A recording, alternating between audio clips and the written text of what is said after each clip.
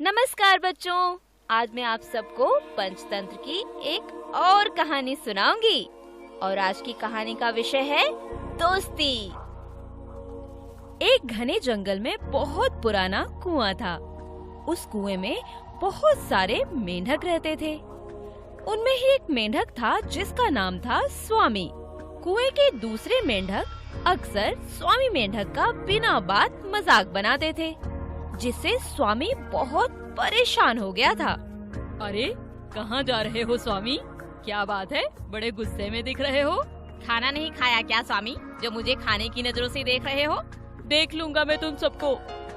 यह कहते हुए वह वहाँ से चला जाता है। आखिरकार परेशान होकर स्वामी ने उन सबको सबक सिखाने का फैसला कर लिया। सबसे पहले इस कुएं से बाहर निकलकर किसी ताकतवर प्राणी को अपना दोस्त बनाता हूँ, फिर उसकी मदद से इन सबको सबक सिखाऊंगा। और यह सोचकर कुएं से बाहर निकल आया और कुएं की मुंडेर पर बैठकर किसी ताकतवर प्राणी की राह देखने लगा। तभी स्वामी को एक सांप अपनी ओर आता दिखाई दिया। उसे देखते ही स्वामी की बाहें खिल गई। वह जानता था कि यह भयानक सांप उसके सब शत्रुओं को खत्म कर सकता है, फिर मुझे कोई भी नहीं चिढ़ाएगा। यह सोचकर स्वामी सांप के पास जा पहुंचा और बोला, मेरा नाम स्वामी है, मैं तुम्हारा दोस्त बनना चाहता हूँ, क्या तुम मुझसे दोस्ती करोगे? सांप फन फफकारते हुए बोलता है, क्या कहा तुमने? तुम मुझसे दोस्ती करना चाहते हो? हाँ मित्र, तुमने बिल्कुल ठीक सुना, मैं तुम्हारा दोस्त बनना चाहता हूँ। सांप आश्चर्य से बोलता है, मैंने तो अपनी जिंदगी में पहली बार यह देखा और सुना है कि एक मेंढक सांप को दोस्त बनाना चाहता है। तुम क्या जानते नहीं कि सांपों को मेंढक का स्वाद बहुत पसंद है? मुझे पता है, लेकिन फिर भी मैं तुम्हारा दोस्त बनना चाहता हूँ, क्योंकि इस दोस्ती में हम दोनों को ही फायदा होगा। स्वामी मुस्कुराते हुए बोलता है, इसमें मेरा क्या फायदा हो सकता है भला? सांप ने स्वामी से पूछा। बात यह है मित्र, जिस कुएं में मैं रहता हूँ उसमें मेरे बहुत सारे रिश्तेदार रहते हैं। मैं उनके तानों और उनकी बातों से बहुत परेशान हूँ। उनकी वजह से मेरा जीना नर्क बन गया है। तो इसमें मैं क्या कर सकता हूँ? मैं तुम्हें उस कुएं में ले चलूंगा। तुम मेरे बदमाश रिश्तेदारों को अपना भोजन बना लेना। इस तरह से तुम्हें स्वादिष्ट भोजन मिलेगा और मेरे दुश्मन भी खत्म हो जाएंगे। यह तो बहुत अच्छी बात है। तुम बस मुझे कुएं में जाने का रास्ता बता दो, क्योंकि मुझे तैरना नहीं आता है। फिर बस मैं तुम्हारे सारे दुश्मनों की छुट्टी कर दूंगा। ठीक है मित्र, मैं तुम्हें कुएं में जाने का रास्ता बता दूंगा, जिससे तुम आसानी से कुएं में घुस सकोगे। पर एक बात का ध्यान रखना कि मेरे दुश्मनों के साथ मेरे रिश्तेदार भी रहते हैं वहीं। मैं तुम्हें बताऊंगा कि तुम्हें किन किन मेंढकों को मारना है।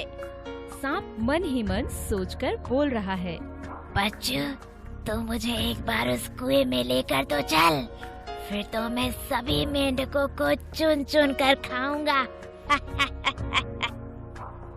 फिर स्वामी उस भयानक सांप को कुएं के पास लेकर गया और सांप को वह रास्ता बता दिया जिससे सांप बड़ी आसानी से कुएं के भीतर पहुंच सकता था।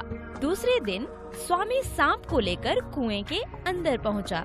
इतने भयानक सांप को देखकर स्वामी के विरोधी मेंढकों का दिल दहल गया।